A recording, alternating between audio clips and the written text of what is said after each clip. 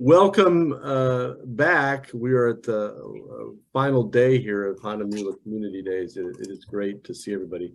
The presentations have been great. I'm Kevin Graham. I'm the sales manager for the Eastern US and Canada. I'm based in the New York metro area. I have James and Melissa with me. We'll clarify that we had a little minor glitch in names and links, but we're off to sunny San Antonio. Which is great to be in San Antonio. I went to the University of Texas in San Antonio, so it's good to be back. We're visiting FineArt, which is a Hahnemühle certified studio. They are located on the northeast side of San Antonio, outside the loop. I'm very familiar with San Antonio. They do it all. They do printing, framing, and fulfillment. They are experts at providing insight and real-world experience. Yesterday, Barry Bryant talked about, we got a print, now what do I do with it? Frame it, and we're going to talk about, now I have a print and I want to protect it. I don't want to see it end up somewhere because it's my print. And we're going to talk about certificates of authenticity and how you can use those and why you should use it. Drop your questions into the Q&A. Melissa and James will answer them, and it's great to see you both. Thank you for your time. You bet. Yeah. Should I start or? Yeah, okay. Wherever you'd like to do. Absolutely. Okay. Well, so Kevin contacted me a few months back, and where we were given the opportunity to participate in this forum. And one of the things that we talked about is discussing certificates of authenticity. Certificates of authenticity for is a common practice, or providing certificates of authenticity is a common practice for any sort of art piece, whether it be a photo print or sculpture, and not just art, but it's used for antiques, just all kinds of things. But we're going to talk from the perspective of those that are selling their artwork in the form of prints. Now, Hahnemühle has a certificate of authenticity program that we're quite familiar with, just simply for the fact that we, over the years, we've referred a lot of people, a lot of our customers to that program. To give you guys a little bit of a kind of a background, FineArt is a fine art print on demand color lab. So, and you can see what we do if you go to fineartworks.com, which is our website address. So we print on all kinds of media, from canvas to metal, wood, but we do so with the idea that the imagery is going to be hung up somewhere, on a wall, for display. We're not a sign print shop like many companies are that have gotten into printing fine art. They start off as a sign printing company. We actually started off printing people's artwork, people's photography, back in the early 2000s, and developed our business around that. We are a photo lab, but we don't really emphasize that. We emphasize the fact that we are a fine art print lab, because I would say 70 to 80% of our customers are artists looking to have their artwork printed on various fine art papers. And we used to be, I don't know if we still are, but we used to be the only certified Hahnemühle studio in the state of Texas. And that was about, maybe about 4 or 5 years ago. We were certified. I think that's still correct. And I was just thinking about this morning. I should have looked, but I believe you are still the only certified studio. Are we? Okay, yeah. So we're been real proud of that fact, and because of that, we've always emphasized the Hahnemühle line of papers to our customers. And like I said, many of them artists versus photographers. However, we do attract a large number of photographers as well. Now we're not a boutique print shop, so it's not like just a couple people in the back running the printers. We're pretty large in scope as far as the number of the volume of orders we produce. So every day we're printing, professional photographers art photos on things like the Hahnemühle Photo Rag, the William Turner, the popular ones. We also carry the Eco line. I think we're going to be at some point adding the sugarcane paper as well. So we're proud of that fact. We're proud of being a certified Hahnemühle studio. But one of the questions that would come to us was over the years was, well, what about certificates of authenticity? What do you recommend, or what does that entail, or is there a specific format that needs to be followed for certificates of authenticity? And so as we would get these questions, we kind of developed a knowledge base, and now our customer service reps are trained to answer many of these questions.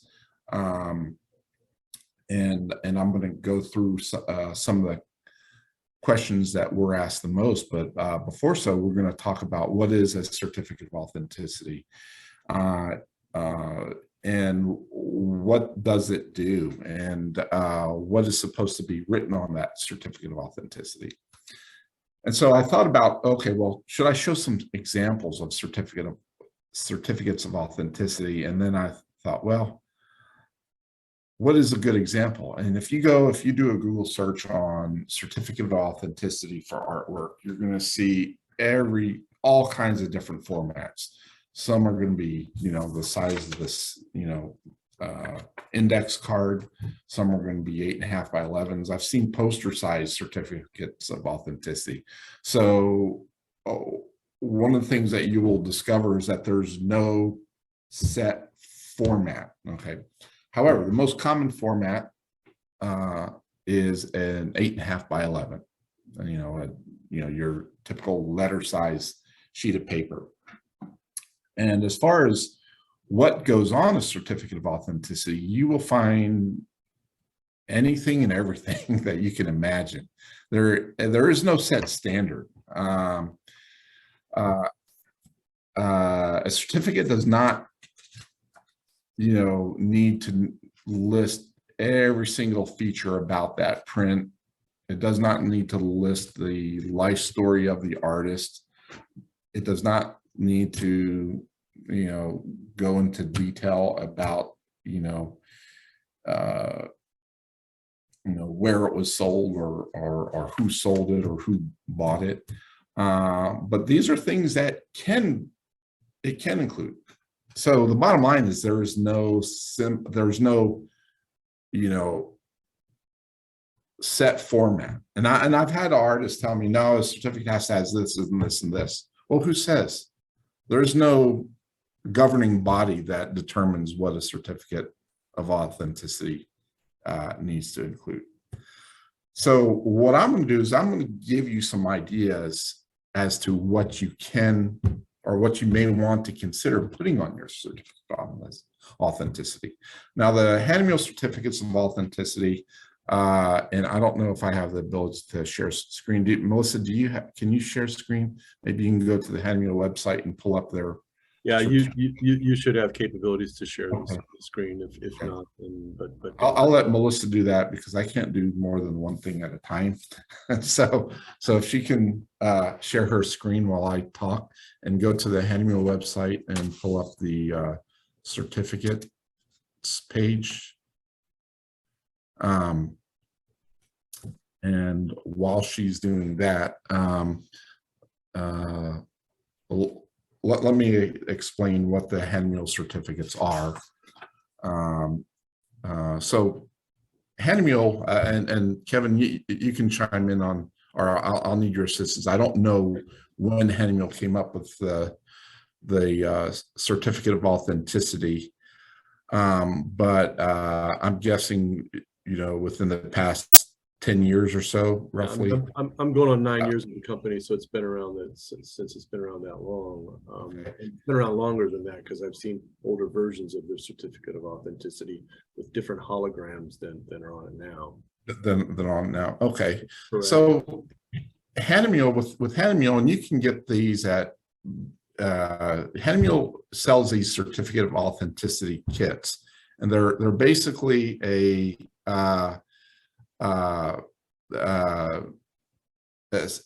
pack of, I'll say, it was at 20? 25 sheets. Melissa, if you go up to digital fine art and then scroll over and then protect and authenticate, and it should certificate of authenticity. So There we go. So there are 25 sheets of A4, European A4. So it's a little bit narrower and a little bit taller than the letter size that we use. Okay.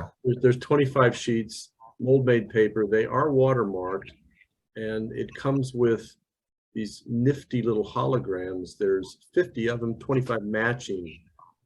They're numbered, which is a component that I'm sure you'll touch on a little bit later. There are templates on our website, or as you pointed out, you can create your own template and maybe put a little thumbnail on it or something of the image and things like that. So there's no tried and true format, as you said, kind of whatever you want to put on it. Correct. And this format, for some reason I'm thinking they were 8.5 by 11, but they're close to the 8.5 by 11 size. Right. I mean, they're an ideal size. Yes. And I think, generally in most cases, that's approximate size of what you would expect in a certificate. And that's typically what you're going to find. Like I said, you may find something as small as this, or maybe half a page is quite common, but this is it's an ideal size. And one of the reasons why they make it, Hahnemühle makes it the size, is because these are meant to be printed on your own, okay, with your inkjet printer at home. Now, most people that have an inkjet printer, or maybe even a laser printer, I suppose, in most cases, these are just, you're going to be doing like 8.5 by 11s, or roughly in that size bracket. So they're optimized for that size. Now, think about this: is Hahnemühle is providing blank certificates for you to print at home. They're providing templates, but you can kind of come up with your own. So it kind of shows that there really is no set format for a certificate, as far as what needs to be on it. Now, this is a perfect example of what you'll probably see in many cases. You'll see the title, the format, maybe which would be like the print size or print description, and the type of inks used. Now, in many cases, we'll also see that the brand of printer, maybe it's an Epson or Canon printer was used. Now, in the States, it's more common to be for the sizes to be utilizing inches versus the metric system, but you could, of course, include both. And obviously, the name of the artist. Now, we have and I don't want to go into too much detail, but on our website, we also have a certificate of authenticity people can create online themselves. And on the back, we actually create a chain of ownership. And you could always print that on the back as well, kind of like a form that, so you have a chain of ownership on the certificate. But there's no real set format. Now, what I'm going to do is I'm going to kind of list what some of the items that we see people add to their certificates, or tell us that they've added up. And this has been over the years. We've kind of accumulated this list, and we update it on occasion. And let me go find it. So the first thing I'm going to talk about is a registry ID. Now, a registry ID is an ID number of the print, and it usually is going to be printed on the COA. Now, with Hahnemühle, the Hahnemühle certificate kits, it's really cool because they actually provide you a registry ID number. They provide you 2 holographic stickers. One typically will go on maybe the back of the art print, and one will go on the certificate. And these correspond with their myartregistry.com, which is a service owned by Hahnemühle, where you can register your print, that particular print, and that particular serial number, or registry number, I should say. And so let me do, I don't know if you can find that, maybe Melissa show that link to myartregistry.com. That's what it's called. And so so it's a way of, I guess you would say, not certifying, but having a third party act as a witness per se, or you know, verification of that print. So that registry number is great for that, because it's not just, you don't have to keep an Excel document with all these numbers and worry about, okay, well, what if my hard drive crashes and I lose that registry number? You have a third party handling that aspect. So so it's a really cool feature. But that registry number helps create some authenticity, you know, some extra kind of credibility to that piece and that certificate accompanying it. That's a great point. If you click on one of those images, we are the facilitator of this. That's all we do. But if you click on any one of these images, you get a dialog box next to it that talks about what the image is, and you can actually, right, there's a registry number that you can see, the third light I'm done. You can actually contact the artist for whatever reason. Maybe you want to use it, maybe you want to buy it, doesn't make any difference. But you're right, that's another layer of protection here. All we do is facilitate the conversation. That's all we're doing. And it's another layer of protecting your images. So you get the holograms, you put one in the back, one in the certificate, and then you log that in. You just set up an account. There's no charge for it, but any photographer can do it and upload. And we do see images on here that are not even sometimes printed on our own paper. They could be an RA4 print or whatever. So it's very, it's a nice feature and another layer of security. Now, is there a date stamp of any sort? Not on the hologram. You might go down to the bottom of there. I think it says when they're uploaded on here, I believe. Yeah, it says upload date. You would put the date on the actual certificate of authenticity when you signed it, but that's a manual process. This is the upload date. So again, another layer for you. Yeah, it's another layer of protection, showing proof, you know, of ownership. If, you know, let's say your image appears on the web somewhere, someone steals your image and it happens after that date, and they say, oh no, that's my image. Well, you know, that's just more proof that you've possessed the image before that date, for instance, or up to, you know, starting with that date at least.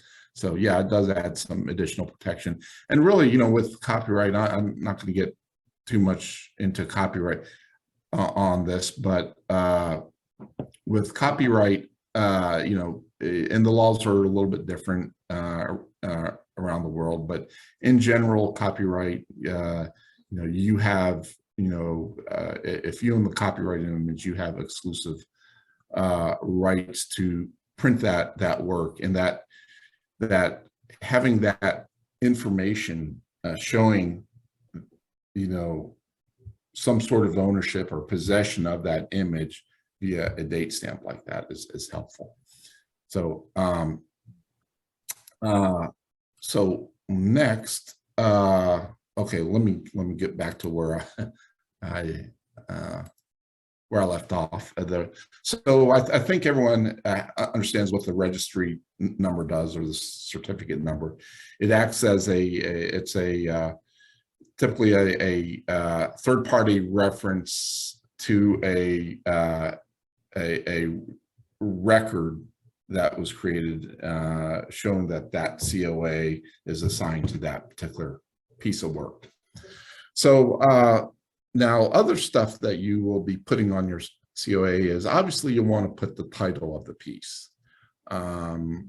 It's rare that I don't see people putting a title on the print or original work of the art it represents, but I recommend that people always include the title, and other than that, it's pretty much self-explanatory.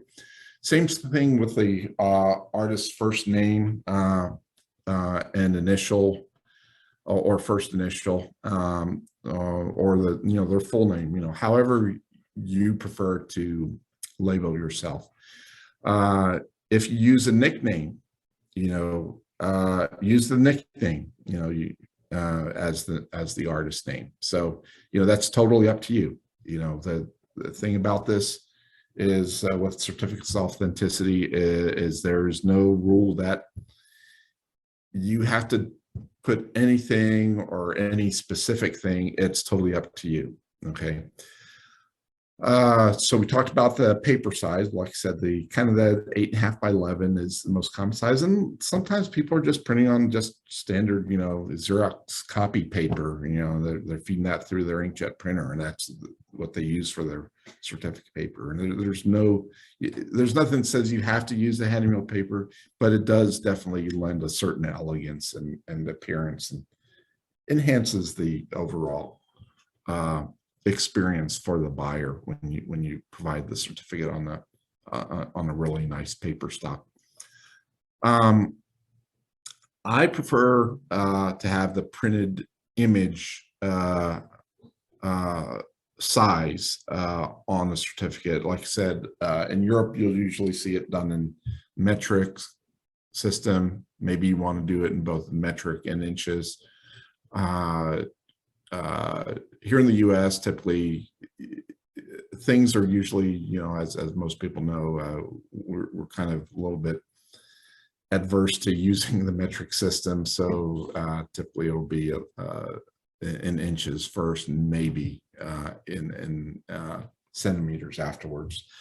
Most people, when they print here in the U.S., they're printing in whole inches, and so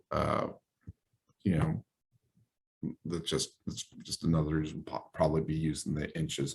But you do want to indicate the size of the printed image.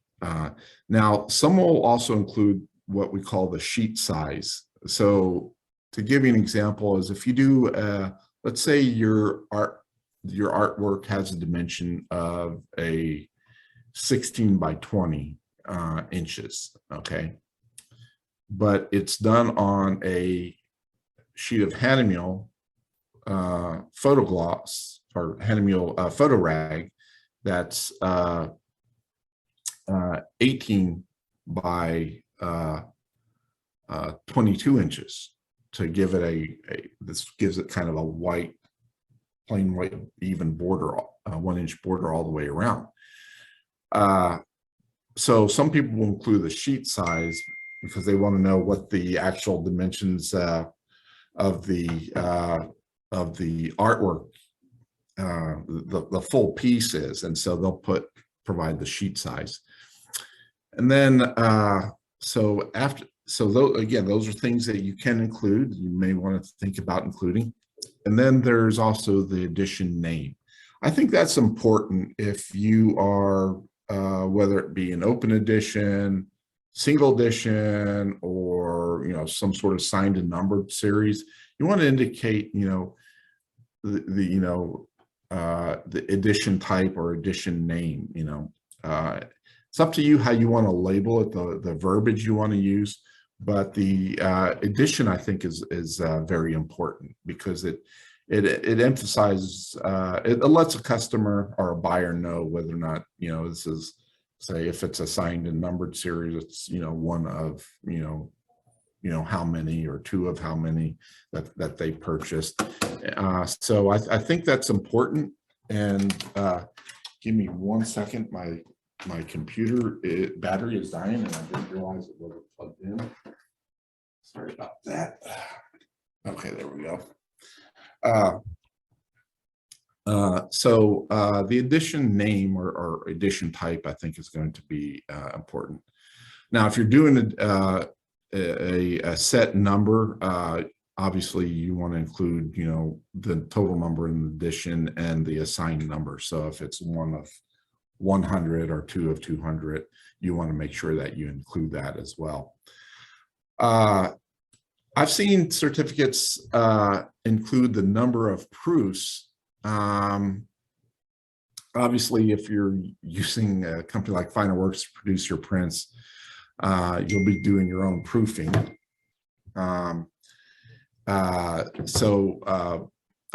If you're going, some companies offer proofing services and so forth. But that's up to you if you want to include that or not. Although it's not required, I think it's always a good idea to have produced at least one print as an artist proof, so that you know what your artwork will look like before you start having it shipped to your customers.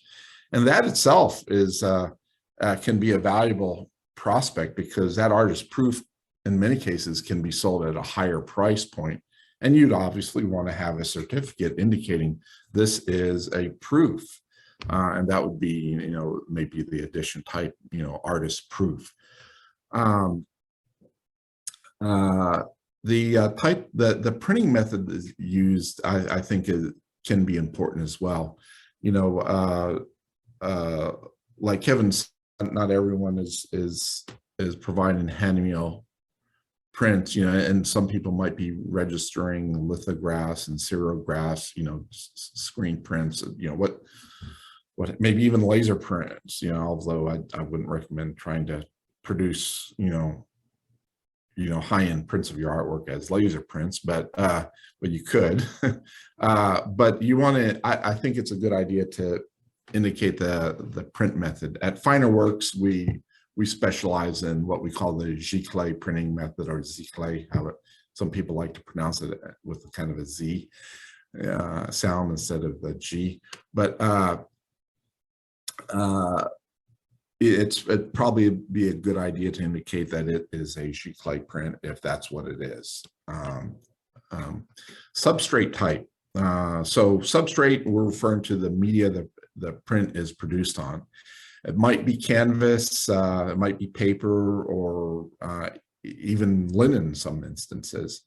You kind of cover that if let's say if you're doing the, Hahnemühle torsion and you're doing a print on the Hahnemühle torsion, I would label it as the substrate type as printed on Hahnemühle torsion, to cover that part of it. If you don't know the brand name of the media, or if it has some really generic, not very flattering sound, then you could just say, give it a nice description, elegant description, like a bright white fine art paper, for instance, if it's just some sort of generic bright white paper. Ink type, I think, is also important. Those of us that are in printing, we understand the differences in ink type and how they affect the print and the longevity of the print, just as the type of paper being used. A lot of times, we're going to suggest, because it's used as, we use it as a selling point, the type of ink, whether it be like a UV pigmented ink or a Epson ultrachrome ink or Canon Lucia ink. Don't be afraid to list the manufacturer of that ink. If it's an Epson ultrachrome ink, say Epson ultrachrome ink. It'll probably go over most people's head. They could care less what type of ink from the average, buyer, but it doesn't hurt. Some people will find that information good to know. I'd like to include the ink type as well. Finish type, let's say if, a lot of times with canvas prints, for instance, we'll put like an aqueous coating. It's like a clear coat, an acrylic clear coat that goes over they help add some protection. Years ago, we used to use a liquid lacquer liquid laminate, and we were very proud of that fact. Of course, the fumes were horrendous. So as a printing company, we might be proud of that fact, but whether or not that's important to you is up to you. I've seen people talk about the original within the certificate, but describe it as a reproduction. So let's say they might say this is a reproduction of a oil painting on a wood panel or oil painting on canvas. And so you would indicate something like oil on panel. If it's a digital photo, then you could indicate, you would indicate this is a, from a digital photo. I've even seen people indicate the things like the camera that was used, the f-stop, all that good stuff, in the certificate as well. Notes, you can always include notes. Try not to make it too long, like just a brief sentence or two. Photographers may want to use this to give a little bit of the, maybe more of the technical stuff, or I think more important, the story behind the shot itself, or the story of the shot. What is the shot supposed to mean? Artists may want to do the same thing. Something about what inspired them. Basically, it gives some info about the print and why that particular piece of artwork, and really kind of talks about the artwork itself, not just the print, or the original, or what have you, or the paper, but about the artwork. And I think that's important. Date of birth, that's the date the print was produced. If you know that information, doesn't hurt. Your printmaker should be able to tell you if you're having your prints ordered online. You could always put the date that the print was ordered, or the date you received it. Date of death, haven't seen this too often, but I have seen it where people put, this is the date the print was destroyed. Usually you're not going to see that, because usually the certificate's also going to be accompanying the print itself. But some people have added that, or have found need to add that, I guess. And then there's a few additional things that you may want to look at, like the registration date, and kind of talked about that, or the date it was uploaded. That's kind of your registry date. Current owner location, like state, country, etc. Again, all these fields are optional. Obviously, if you try to fit in all the fields, you may have a certificate that is going to be really cluttered. So use some common sense and determine what you think needs to be included. Print the certificate on a nice certificate paper, like the Hahnemühle paper, and don't forget to actually sign it. Putting your signature on it is I think going to be important as well.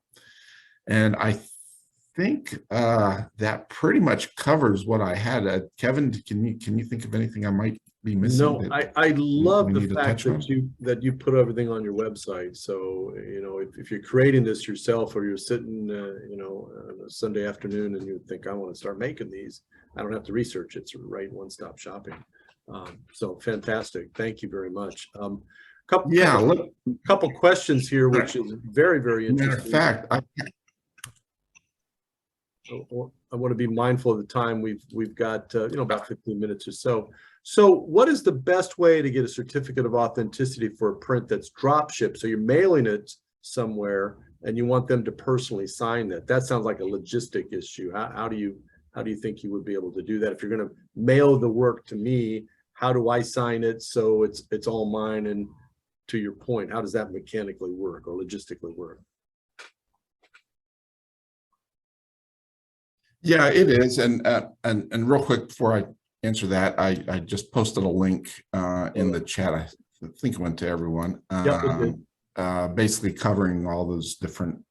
Okay, great. So that's a link on our blog that I wrote that has some of those things that we discussed. If anyone wants to go back and reference that. But going back to what you were saying, yeah, it is a logistics issue, and it's something that comes up all the time. And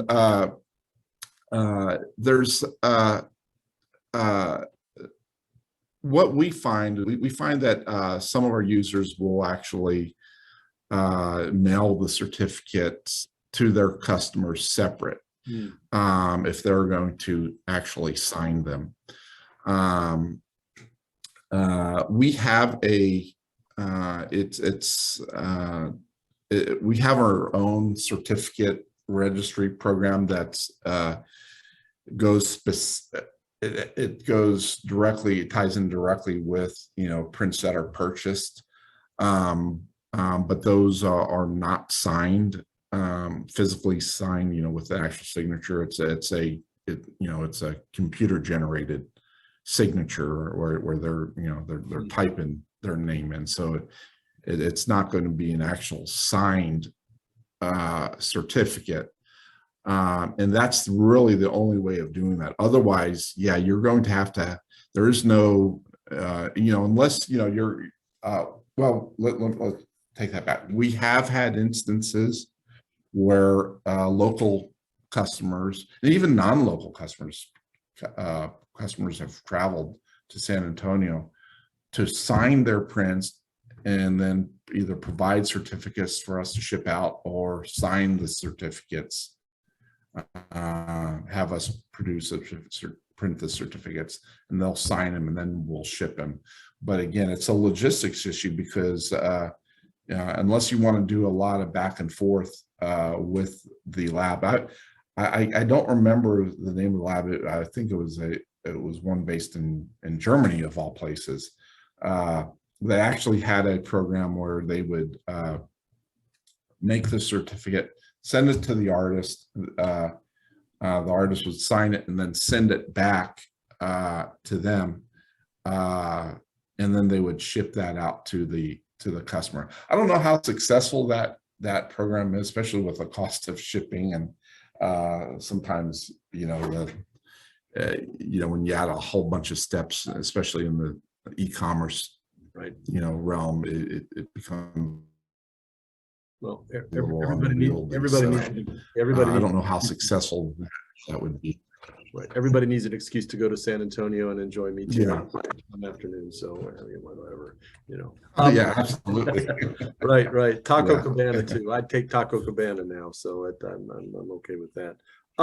So interesting. This question comes up a lot, whether people are selling their own artwork or not, but you add to the print price for a certificate of authenticity, or does it just come with it? Is it an add-on? How does that work from your point of view, and what do you recommend people do? Well, yeah, so from our perspective, we see it more as an add-on. Okay, most of our customers are doing open edition prints, and so they're ordering, when you're going to do a signed and numbered series, typically, you're going to order, in batches of like 100 or whatever the number is. But in our case, they're usually doing open edition prints. So,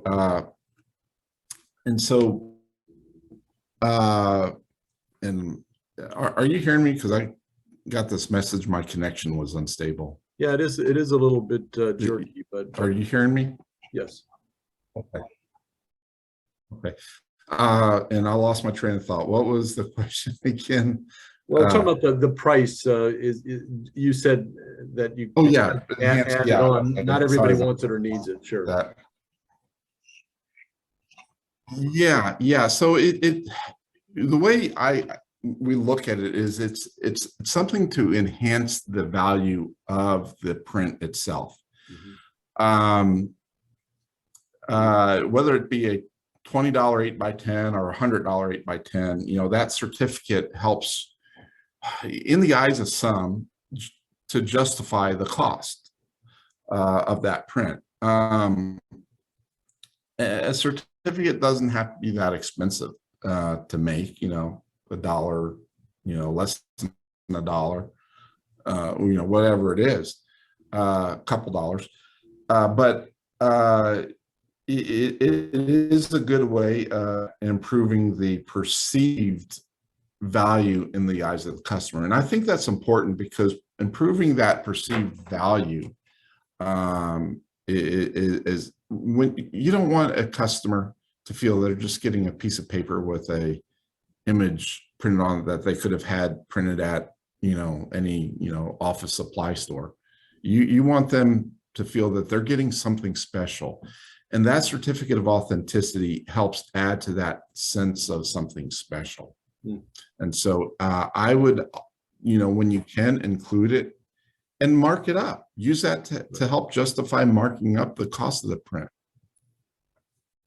Yeah, I mean, that makes sense. And what I'm hearing, a resounding theme running through here, if you are buying, let me rephrase that, if you are selling your artwork, it really should have a certificate of authenticity with it, kind of, period. It comes with a certificate I think, of authenticity. Yeah, right? I think it's a good habit to get into, especially if you're trying to build credibility as an artist. There could come a time and day where a certified, a print that you did, way back in your 20s, and you're 50 years old, suddenly is going to be considered much more valuable because it has that signed certificate. Okay. So it doesn't add to the cost that much. But it sure adds to the value. Well, there you go. There you go. That's interesting. You've talked briefly about print proofs earlier. What are your thoughts on a certificate of authenticity with a print proof? And I think it, the question is, what is your intent going to be with that proof? If you're going to be like, we have some people that will print proofs and they'll like, yeah, tear it up, throw it away. Some like, yeah, okay, tear it up, throw it away. Oh, great, that looks great. Tear it up, throw it away. Not realizing that proofing process itself can be very valuable. They're throwing away money when they do that. So I'd mentioned this is that, that's one of those types of certificates. When I mentioned types, artist proof. It certify the fact that this is actually an artist proof. And artist proofs, and Melissa could probably chime in here because having worked in galleries before and so forth, in many cases are going to fetch a higher price point than, even a signed and numbered print. So because they're kind of like that first version of that series, and so that having that certificate alongside it helps authenticate it, and I think that's extremely important. So I always recommend, don't throw away your proofs. Wow. Have that certificate of authenticity. That is solid advice. I had not thought about that at all. And if anything I'm getting out of this is get a certificate of authenticity, but a COA for print proofs also. And great advice. Great advice. We have about 5 minutes left here. Yeah. I just want to circle around and see if there's any questions that we've left off. Anybody at all? This is a thing that most people don't think about, right? It's like, well, I have a print. What do I do next?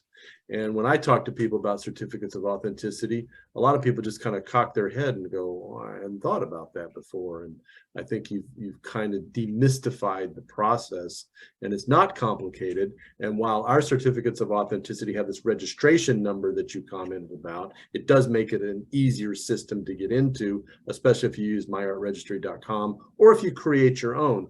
And we do have and will have available just the holograms by themselves, which is kind of a nice feature, because I guarantee you have tons of scrap paper around your print studio. I know that for a fact, without ever having been there. And the holograms you can't peel off or anything like that. So they're somewhat indestructible, and they are archival. They're not going to damage the print. We were talking in Canada with Smokestack Studio just before this, that a lot of artwork, and maybe you can comment on this in the last 5 minutes, you're putting your artwork, you're mounting this. Is that correct? Do you do a lot of mounting of artwork? Because some people say, I want accessibility to the back of the artwork, but is that such a big deal anymore? Because you can still put the certificate hologram on the back. You can't pull a print off of Sintra. It just simply won't come off. So it becomes part of the artwork. Is that what you're seeing with the customer base?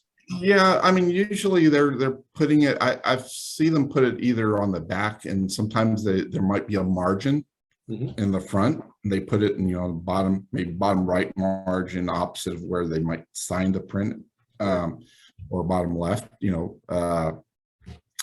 so there's no, set place to put it. In the back, it's probably the most common.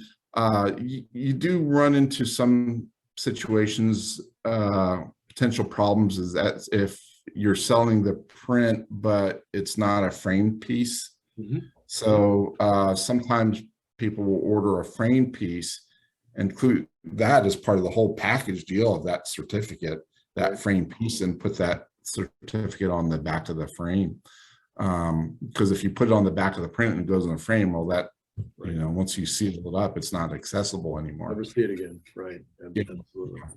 So, yeah, but as far as mounting it, it kind of gets in a whole nother category. We have a very large framing facility here at Finer Works, and framing unmounted pieces versus framing pieces, they each have their own advantages and disadvantages, and sometimes you don't want to mount a fine art paper print because of especially if you want it framed a certain way. Right. So if people come to somebody like Finer Works, the idea is, before I walk in the door, I really ought to have an idea of what I'm going to do with this eventually. Am I going to frame it? Are we going to mount it? Am I going to sell it? And the direction to go. So you can plan ahead, because there's nothing like framing it and that hologram stuck inside. You'll never see it again. Correct. Well, working with collectors, I have seen them at request for custom framing to have the back exposed where the seal is. So some collectors do prefer, to still frame it to protect the front surface, but they do have an exposed back to show the seal. And that's solid advice you would not think about on your own, except when you went to somebody who had expertise in this, like Finer Works. We're like a couple minutes. I want to thank you again. I learned a lot of stuff that I didn't know about, and I thought, well, I know a lot about certificates of authenticity. I don't think I do, but now I do. So this has been eye-opening for me, very much so. I cannot thank James and Melissa enough for doing this. It's a pleasure to see you again. I hope to get to San Antonio soon, but I'm going to wait till it gets a little bit cooler, if you don't mind.